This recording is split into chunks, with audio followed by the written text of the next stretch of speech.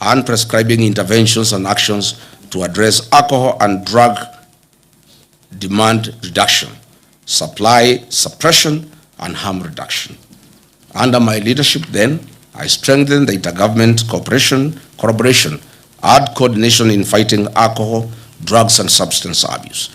I proposed several amendments of national and legal and county legal provisions on alcohol and drug control, coordinated and multidisciplinary licensing regime of alcoholic outlets where all stakeholders were involved, and proposed the establishment of county treatment and rehabilitation centers. I held high-level engagement sessions with the judiciary to fast-track alcohol, drug, substance abuse matters before then.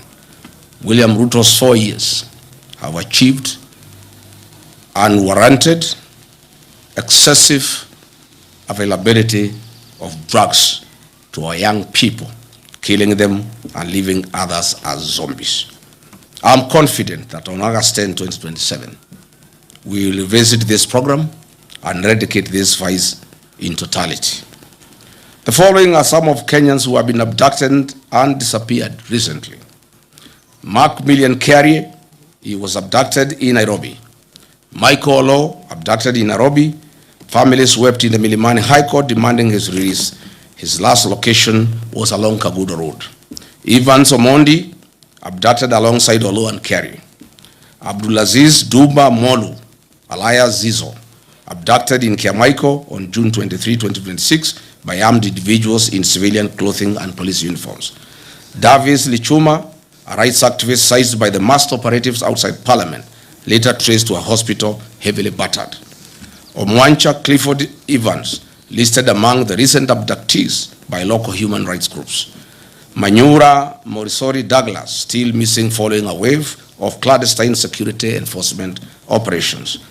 Jimmy Mtava Mwanzi, abducted in Mlolongo, not seen to date. He was abducted at the instructions of DIG Langat. Dennis Chege, an activist who was said to be involved in the Gen Z protests, vanished and remains completely unaccounted for to date. Brian Stigo, a Nakuru fisherman, who mysteriously went missing in 2022 under similar contested operations at Lake Nakuru National Park. The plan promised Kenyans that the National Coroner Service Act of 2017 will be amended to establish the Coroner General's Office. The objective and aim of this amendment was to remove the burden of investigating suspicious and police action deaths from regular police channels and DCI. Further, the amendment of the Act was aimed at removing potential conflict of interest and ensuring absolute transparency in handling and explaining deaths, enforced disappearances, or fatalities resulting from the law enforcement operations. 4 years later, this promise has not been fulfilled. National Coroner Service Amendment Bill 2026 was officially published in the Kenya Gazette on April 16, 2026, and received by the Directorate of Legal Services in July 2026. It is currently at the introduction and pre-reading stage in the National Assembly, awaiting formal first reading and committal to the relevant departmental committee. Mr. William Ruto has also facilitated acts of transnational repression against foreigners in Kenya. More specifically, on July 24, 2024, that 6 Ugandans, members of a Ugandan opposition political party, as part of a joint Kenya-Ugandan Security Agency operation, and were forcibly returned to Uganda. On October 18, 2024, 7 Turkish asylum seekers were abducted in Nairobi by masked men. Kenya later confirmed it forcibly deported 4 of them to Turkey in a joint security operation, citing bilateral ties, drawing severe condemnation from the Office of the United Nations High Commissioner for Refugees and Human Rights. On November 16, 2024, Kiza Bisinje, leader of another Ugandan opposition party, was kidnapped by Ugandan agents while visiting Nairobi. Kenya government officials claimed they were unaware of the abduction, but the Ugandan authorities maintained it was a coordinated action between the two governments. Tanzania journalist and human rights activist Maria Sarangi was on Sunday, 12th January 2025, almost abducted here in Nairobi. Prominent Zimbabwean constitutional lawyer and human rights defender Brian Kagoro was detained and deported from Kenya on February 22nd, 2026. Intercepted by immigration and national intelligence officers at Jomo Kenyatta International Airport in Nairobi. He was held for over 10 hours and subsequently put on a flight back to Johannesburg, South Africa. In March 2026, 2 officials from the China Civil Engineering Construction Corporation were deported from Kenya amid a high-stakes dispute that arose in Kenya shillings 30 billion Kenya Railway city tender. Upon seeking a statutory review of the procurement process, William Ruto and Kipchumba Murkomen deported the complainants' local agents, clearing the way for their preferred entity, China Road and Bridge Corporation, CRBC, a company that has bagged procurement tenders worth 1.2 Kenya trillion since 2022 when William Ruto came to power.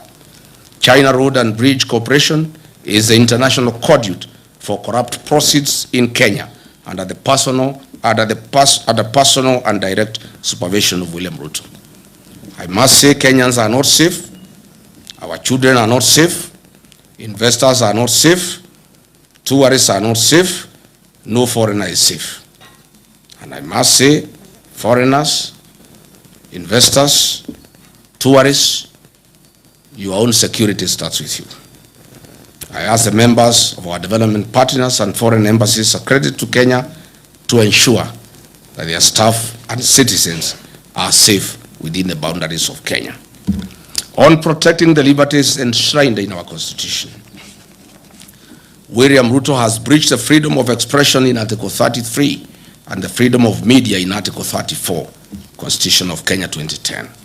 On 26 June 2026, 4 police officers from the dreaded killer squad, armed with AK-47 assault rifles, attempted to abduct the Standard Group Nakuru-based associate editor, Mr. Alex Kiprotich. This attack is a defiance to truth and total on the freedom of media, as stipulated in Article 34 and 35 of our Constitution. In the last 4 years, several media houses, including the Nation Media Group, the Standard Media Group, Media Max Network, and several journalists were subjected to online campaign and disinformation campaign by the government of William Ruto. Reports show that 24 cases of violence towards journalists were recorded during the 2024 Gen Z protests.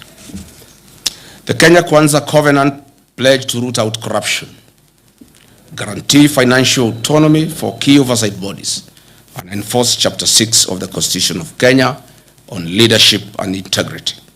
Mr. William Ruto has broken this covenant to the people of Kenya and instead orchestrated outright plundering of the country's resources for his personal benefit and enrichment. On 31st December 2024, Mr. William Ruto was ranked as the second most corrupt president in the world by the Organized Crime and Reporting Project. Transparency International Corruption Perceptions Index ranked Kenya number 130 out of 108 countries globally with a score of